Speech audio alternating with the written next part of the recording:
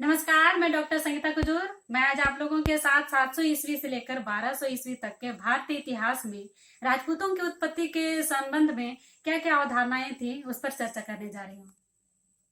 राजपूत शब्द संस्कृत के राजपुत्र का अपभ्रंश है।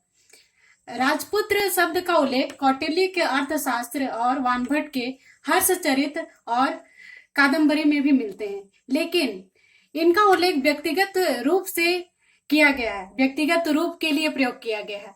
सामूहिक रूप से इसका प्रयोग हमें चचनामा में मिलता है, जिसमें राजा दाहिर की सेना के एक विशेष दल की चर्चा मिलती है, जिसमें राजपूत का उल्लेख मिलता है। राजपूतों की उत्पत्ति के संबंध में बहुत सारी अवधारणाएं हैं, जिसको हम लोग एक एक करके देखते हैं कि क्या क्या अवधारणाएं थी। तो पहली अवधारणाएं जो थी वह थी विदेशी मूल की अवधारणा, यानी कि राजपूतों की उत्पत्ति देशी न होकर विदेशी मानी गई है। मध्य एशिया से संबंधित शक या सिथियन थे, उनकी ये शाखा मानी गई है।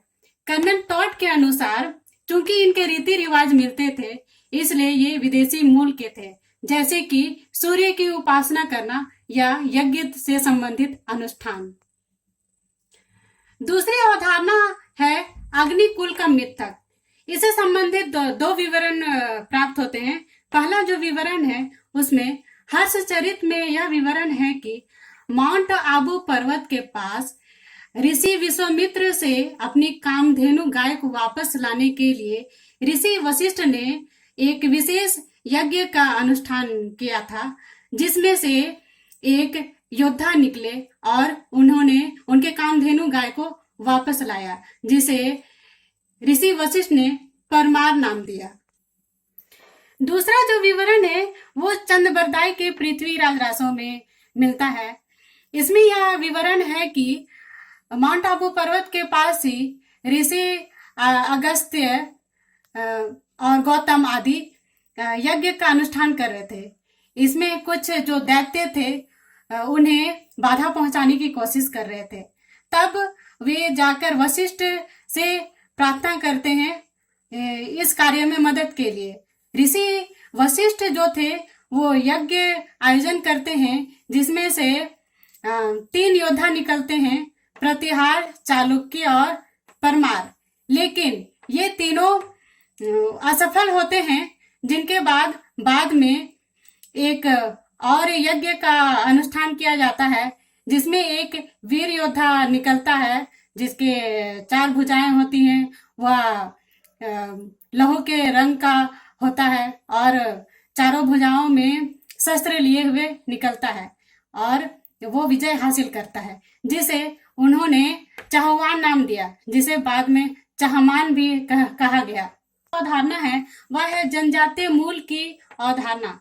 इस अवधारणा की जो विशेष तर्क है यह दिया जाता है कि गुप्त काल में ही आठविक राज्य का उल्लेख मिलता है, विशेषकर समुद्रगुप्त द्वारा विजय के संबंध में।